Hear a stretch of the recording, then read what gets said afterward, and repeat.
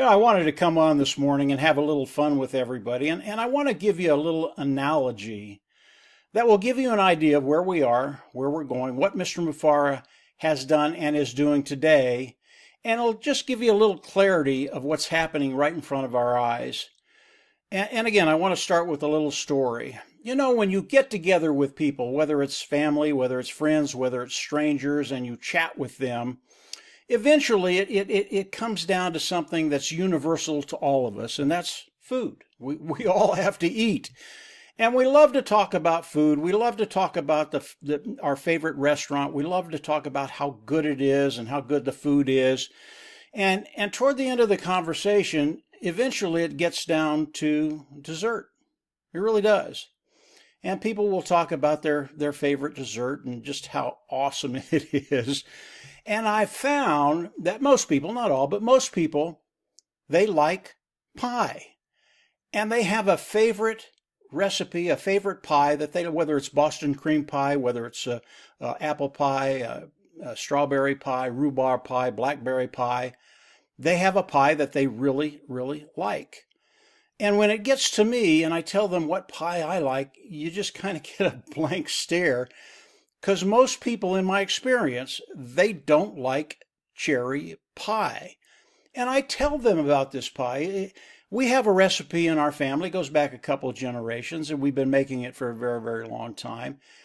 And this cherry pie is to die for. And I tell them, listen, when you taste this cherry pie, you better be sitting down, because if you're not, you might pass out and hurt yourself. That's how good it is. And of course, they smile.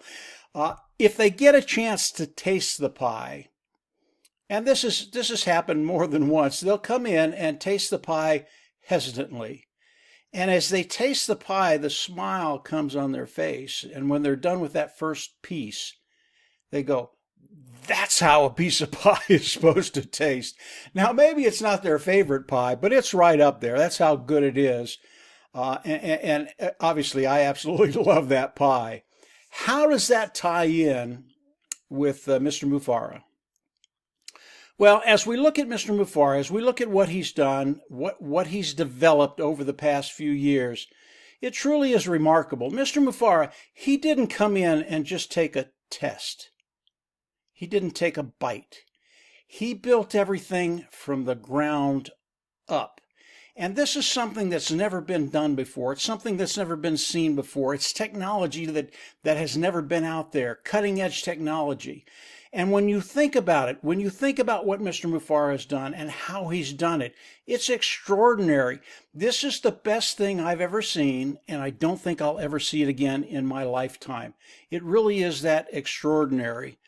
And when you think about Mr. Mufara, when you think about that cherry pie, the cherry pie, it's really, really good. And as you sit down and have your first piece, it might take you 5, it might take you 10 minutes just to enjoy it. Now, for me, it takes me about a minute, 15 seconds to get that first piece down.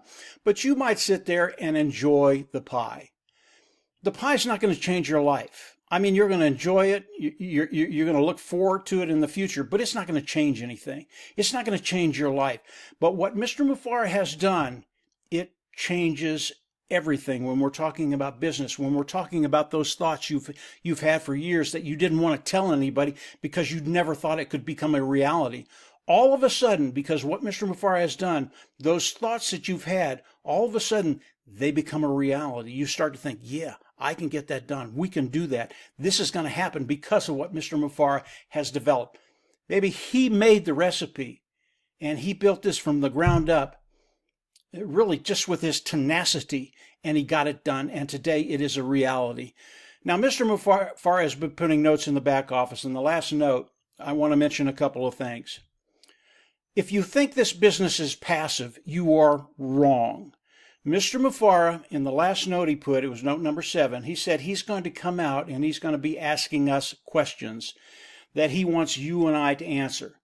This is the start of what you need to do. These are not hard things. Anybody can do this. They're not difficult to do. But Mr. Mufara wants you to come in and participate. And as he puts those questions out, you have to understand, you don't want to answer these questions off the cuff. Mr. Mufareh wants an educated, responsible response to those questions that bring value to him, so he can make the products that he's bringing to the world as good as they can be. So it's really, really important that you come out and answer intelligently, with an educated response to those questions. And if you don't know anything, go back and read 1 through 6, 1 through 7. It'll give you a really good understanding of where we are, what we're doing, and what Mr. Mufareh is doing. And then you can answer those questions, not off the cuff, but with a responsible answer that will bring value to Mr. Mufareh. That's the first thing he wants you to do. Are you done? No, you're not. Now, he's not going to say this, but I will. Answer the questions, give them really, really good responses, and then you need to talk to people. Those people that have been on the journey, even if they're on the outside right now, have them come in and answer the questions and tell them they have to be responses that have value. In other words, if you don't know what you're talking about, go back, read the notes. You will when you read those notes, and then answer the questions. This is what Mr. Mufareh wants. He is not afraid of comments. He wants your comments. And by the way, how many CEOs will go out and ask the foot soldiers, you and I, to answer questions to make the products better? It does not happen. Absolutely does not happen. But that's what Mr. Mufareh wants from you and I. Why do I want all of us to participate in this? I want to overwhelm the support staff that Mr. Mufareh has. I want so many people coming in and answering these questions that the support staff just throws up their hands and goes, whoa, we can't handle this volume. We should have 1, 2, 300,000 people answering these questions and just overwhelming them. That will be so cool to watch and how they respond to it. And by the way, they'll respond to it very, very positively. So when you think about what Mr. Mufareh is doing, he made the recipe, and no one else is going to come along and be able to do what he's done. He broke the mold. It's not going to happen again. And it's because of the structure of the world right now. This is very, very unique. And when you think about what he's doing, think about that cherry pie. It's really, really good. But when you come in and you start reading notes 8, 9, and 10, you better be sitting down, because when you read those notes, you just might pass out.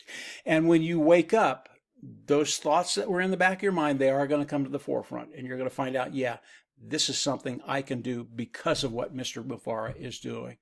So I just wanted to come out and share that with you guys. Come on in. Make sure when Note 8 comes out and Mr. Mufareh has the questions there, and I'm pretty sure that's going to happen, answer the questions.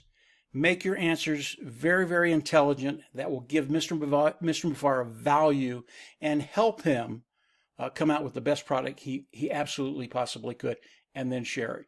So if we do that, it's just going to be a fun couple of days watching what happens with the support team Mr. Mufareh has. So that's it for today, guys. Have a great week. Enjoy the week. Look for the new note coming out in the back office. And when that happens, get busy. Do what you have to do. And from there, we'll absolutely see you on the inside. Take care. Bye.